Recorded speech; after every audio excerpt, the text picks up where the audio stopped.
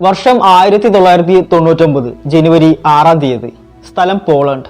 അന്ന് പോളണ്ടിലെ തില റിവറിൽ സഞ്ചരിച്ചു കൊണ്ടിരിക്കുകയാണ് എൽ പുഷർ ടാങ്ക് എന്ന സംഘം. പെട്ടെന്നാണ് ബോട്ടിന്റെ പ്രൊപ്പലർ എന്തിലോ ഉടക്കി നിൽക്കുന്നതായിട്ട് അവരുടെ ശ്രദ്ധയിൽപ്പെട്ടത്. ക്രൂ മെമ്പേഴ്സിനോട് അത് ക്ലീൻ ചെയ്യാൻ പറയുന്നുണ്ട്. അയാൾ പോയി നോക്കുമ്പോൾ എന്തോ സ്മൂത്ത് ആയതും തുണി പോലെ തോന്നിക്കുന്നതുമായ ഒരു വസ്തു പ്രൊപ്പലറിൽ കുടുങ്ങിക്കിടക്കുന്നു. അത് പുറത്തേക്ക് എടുത്തതും അവിടെയാകെ രൂക്ഷമായ ദുർഗന്ധം വമിക്കുവാൻ ആരംഭിച്ചു. അത് എന്താണെന്ന് ചെക്ക് ചെയ്തപ്പോൾ അക്ഷരാർത്ഥത്തിൽ അവരാകെ ഞെട്ടിത്തിരിച്ചു പോവുകയാണ് ഉണ്ടായത്. കാരണം അതൊരു മുഴുവൻ മനുഷ്യന്റെ തൊലിയായിരുന്നു. ചെവികളും മാറിടങ്ങളും അടങ്ങിയ ആ തൊലി ഒരു സ്ത്രീയുടേതായിരുന്നു. ഇത്രയേറെ ക്രൂരമായ രീതിയിൽ കൊല്ലപ്പെട്ട ആ സ്ത്രീ ആരാണ്? ഈ കൊലപാതകത്തിന് പിന്നിൽ ആരാണ് പ്രവർത്തിച്ചത്? കൂടുതൽ അറിയാം. അതിനു മുമ്പ് okay bros, welcome back G bros.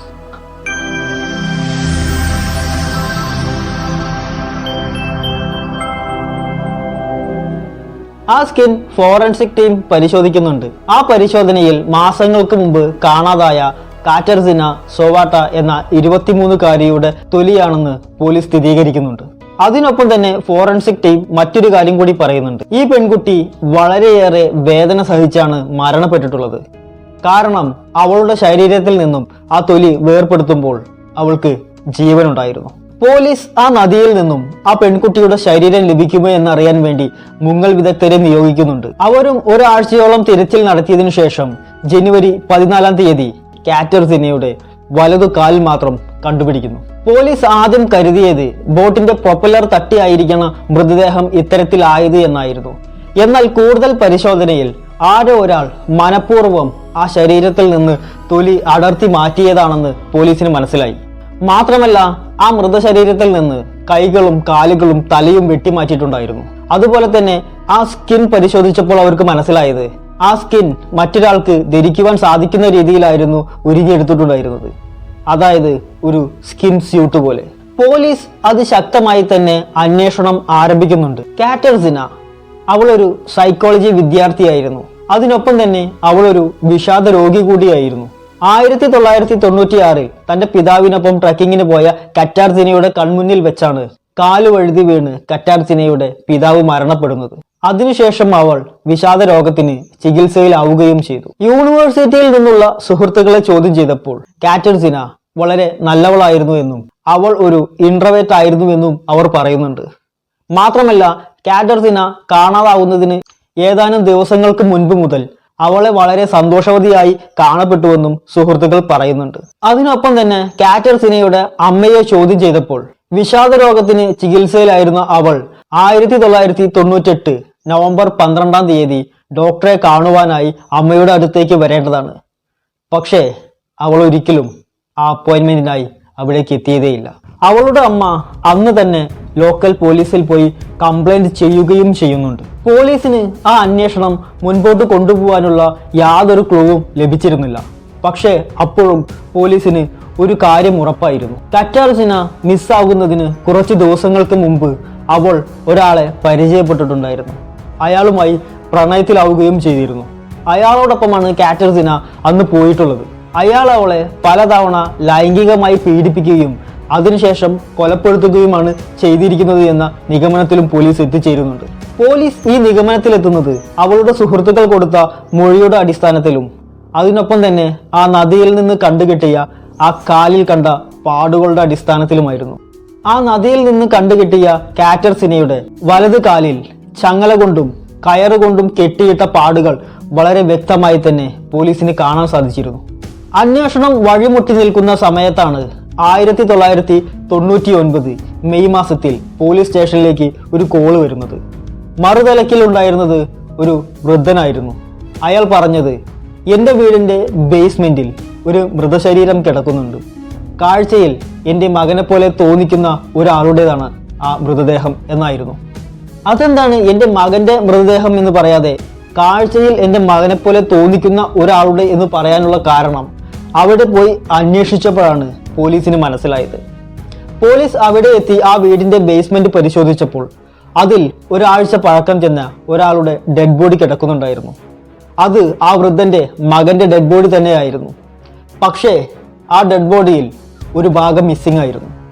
അത് ആ മനുഷ്യന്റെ മുഖമായിരുന്നു. മുഖത്തിന്റെ തൊലി ആരോ ആ ശരീരത്തിൽ നിന്ന് വെട്ടിമാറ്റിയിട്ടുണ്ടായിരുന്നു. ഇത് കണ്ട പോലീസ് ആ വൃദ്ധനോടായി പറയുന്നുണ്ട്, ഈ മരിച്ചു കിടക്കുന്നത് നിങ്ങളുടെ മകൻ തന്നെയാണ്. ഏകദേശം ഈ ബോഡിക്ക് ഒരു ആഴ്ചയുടെ പഴക്കമുണ്ട് എന്നും ആ വൃദ്ധനോട് പറയുന്നുണ്ട്. എന്നാൽ ഇത് കേട്ട ആ വൃദ്ധൻ പറഞ്ഞത്, ഒരിക്കലുമില്ല, എൻ്റെ മകനെ ഇന്ന് രാവിലെ കൂടി ഞാൻ കണ്ടതാണ് എന്നായിരുന്നു. ഈ മറുപടി പോലീസിനെ ആശയക്കുഴപ്പത്തിലാക്കുന്നു. കാരണം ഒരാഴ്ചയ്ക്ക് മുൻപ് മരിച്ചുപോയ ഈ വ്യക്തിയെ ഇന്ന് കണ്ടു എന്ന് പറയുന്നതിൽ ഒരു ലോജിക്കുമില്ല. ആ സമയത്താണ് ആ വീടിന്റെ മറ്റൊരു റൂമിൽ നിന്നും വളരെ ഉച്ചത്തിൽ പാട്ട് കേൾക്കുന്നത് പോലീസ് ശ്രദ്ധിക്കുന്നത്. ആ റൂം പോയി തുറന്നു നോക്കിയപ്പോൾ അവിടെ കണ്ടത് പ്രത്യേക തരത്തിലുള്ള ഒരു മാസ്ക് വെച്ചുകൊണ്ട് ഡാൻസ് ചെയ്യുന്ന ആ വൃദ്ധന്റെ കൊച്ചുമകനെയാണ്. ആ മാസ്ക് പരിശോധിച്ച പോലീസ് ഞെട്ടിപ്പോവുകയാണ് ചെയ്തത്. കാരണം ആ മൃതദേഹത്തിൽ നിന്നും വെട്ടിയെടുത്ത മുഖത്തിന്റെ തൊലി ഉപയോഗിച്ചുകൊണ്ട് നിർമ്മിച്ച ഒരു മാസ്ക് ആയിരുന്നു ആ പയ്യൻ ഉപയോഗിച്ചിട്ടുണ്ടായിരുന്നത്. പോലീസ് അവനെ വിശദമായി തന്നെ ചോദ്യം ചെയ്യുന്നുണ്ട്. അപ്പോൾ അവൻ പറഞ്ഞത് ഇങ്ങനെയായിരുന്നു, എൻ്റെ അച്ഛനോട് എനിക്ക് വല്ലാത്ത ദേഷ്യമുണ്ടായിരുന്നു, അതുകൊണ്ടാണ് അയാളെ ഞാൻ കൊന്നത്. പക്ഷേ ഈ കാര്യം എൻ്റെ മുത്തശ്ശൻ അറിയാതിരിക്കാൻ വേണ്ടി ഇത്തരത്തിലൊരു മാസ്ക് ഉണ്ടാക്കി മുത്തശ്ശനെ പറ്റിക്കുകയായിരുന്നു ഞാൻ. എൻ്റെ മുത്തശ്ശനെ എനിക്ക് വളരെ ഇഷ്ടമാണ്, അതുകൊണ്ടാണ് അദ്ദേഹത്തെ ഞാൻ ഒന്നും തന്നെ ചെയ്യാത്തത് എന്ന് അവൻ പറയുന്നുണ്ട്. അപ്പോഴാണ് പോലീസ് മറ്റൊരു കാര്യവും ശ്രദ്ധിക്കുന്നത്. ഈ മുത്തശ്ശന് കാഴ്ച വളരെ കുറവാണ്. അതുകൊണ്ട് തന്നെ തൻ്റെ മകനാണെന്ന് തെറ്റിദ്ധരിച്ച് തൻ്റെ കൊച്ചുമകനെ ആയിരുന്നു ആ മുത്തശ്ശൻ ഒരാഴ്ചയോളം കണ്ടിരുന്നത്. ഈ കൊലപാതകവും കാറ്റർസിനയുടെ കൊലപാതകവും ഏകദേശം സാമ്യമുള്ളത് കൊണ്ട് തന്നെ കാറ്റർസിനെയും കൊന്നത് ഈ പയ്യൻ തന്നെ ആയിരിക്കുമെന്ന് പോലീസ് അനുമാനിക്കുന്നു. അവനെ ചോദ്യം ചെയ്യുന്ന സമയം അവൻ പറയുന്നുണ്ട്, ഈ കാറ്റർസിന എന്ന് പറയുന്ന ആളെ എനിക്കറിയില്ല എന്ന്. ഈ കാറ്റർസിനയുടെ കൊലപാതകത്തിൽ എനിക്ക് യാതൊരുവിധ പങ്കുമില്ല എന്ന് അവൻ പറയുന്നുണ്ട്. സൈക്കോളജിസ്റ്റുകളും അത് ശരിവെക്കുന്നു. കാരണം ആ പയ്യൻ അവൻ്റെ അച്ഛനെ കൊന്നതിൽ ഒരു മോട്ടീവ് ഉണ്ടായിരുന്നു. എന്നാൽ കാറ്റർസിനയുടെ കൊലപാതകത്തിന് പിന്നിൽ ഈ പയ്യനല്ല എന്ന നിഗമനത്തിൽ സൈക്കോളജി ടീമും എത്തിച്ചേരുകയാണ്. അപ്പോഴും കാറ്റർസിനയുടെ കൊലപാതകം ഒരു ചോദ്യചിഹ്നമായി തന്നെ അവശേഷിച്ചു. പതിയെ ഈ കേസ് ഒരു കോൾഡ് കേസായി മാറുവാൻ ആരംഭിച്ചു. എങ്കിലും പോലീസ് ഈ കേസിൽ അന്വേഷണം തുടർന്നുകൊണ്ടേയിരിക്കുന്നുണ്ടായിരുന്നു. അങ്ങനെ വർഷങ്ങൾക്ക് ശേഷം 2012 ടെക്നോളജികളിൽ വളരെ വലിയ മാറ്റങ്ങൾ സംഭവിച്ചു. അതുകൊണ്ട് തന്നെ അതുവരെ കോൾഡ് കേസായിരുന്ന കാറ്റർസിനയുടെ കേസ് റീഓപ്പൺ ചെയ്ത് പുനരന്വേഷണം ആരംഭിക്കുകയും ചെയ്തു. അവളുടെ ഭൗതിക അവശിഷ്ടങ്ങൾ പുറത്തെടുത്ത് വീണ്ടും പോസ്റ്റ്മോർട്ടം ചെയ്യുകയും അവൾക്ക് സംഭവിച്ച പരിക്കുകളുടെ ഒരു 3D മാതൃക നിർമ്മിക്കുകയും ചെയ്തു. അവളുടെ കഴുത്തിലും കക്ഷത്തിലും ഞരമ്പുകളിലും അക്രമി മൂർച്ചയേറിയ ഒരു ആയുധം കൊണ്ട് മുറിവുണ്ടാക്കിയിട്ടുണ്ടായിരുന്നു. രക്തം വാർന്ന് മരിക്കുവാൻ വേണ്ടിയായിരുന്നു ഇത് ചെയ്തിട്ടുണ്ടായിരുന്നത്. മാത്രമല്ല കൊലപാതകയുടെ കുറച്ച് സവിശേഷതകൾ കൂടി അവർ കണ്ടുപിടിക്കുന്നുണ്ട്. ഈ കൊലപാതകി ഒരു സാഡിസ്റ്റ് ആയിരിക്കണം. സാഡിസ്റ്റ് എന്ന് വെച്ചാൽ മറ്റുള്ളവരുടെ വേദന കണ്ട് സന്തുഷ്ടിക്കുന്ന ഒരു വ്യക്തിയായിരിക്കണമെന്നും, അതുകൂടാതെ ഈ വ്യക്തി ആയോധന കലകൾ അഭ്യസിച്ച ഒരാളായിരിക്കുമെന്ന് കൂടി പറയുന്നുണ്ട്.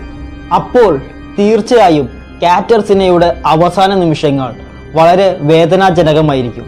കാരണം മറ്റൊരാളുടെ വേദന കണ്ട് രസിക്കുന്ന ഒരു സാഡിസ്റ്റിന്റെ കയ്യിലാണ് കാറ്റർസിന അകപ്പെട്ടിരിക്കുന്നത്. മാത്രമല്ല അവളുടെ തോൽ ഉരിച്ചെടുക്കുമ്പോൾ അവൾക്ക് ജീവനുണ്ടായിരുന്നു എന്നും പറയപ്പെടുന്നു. ആ കൊലപാതകി അവളുടെ തോൽ ഉരിച്ചെടുത്തത് ഒരു ബോഡി സ്യൂട്ട് ഉണ്ടാക്കാൻ വേണ്ടിയാണ്.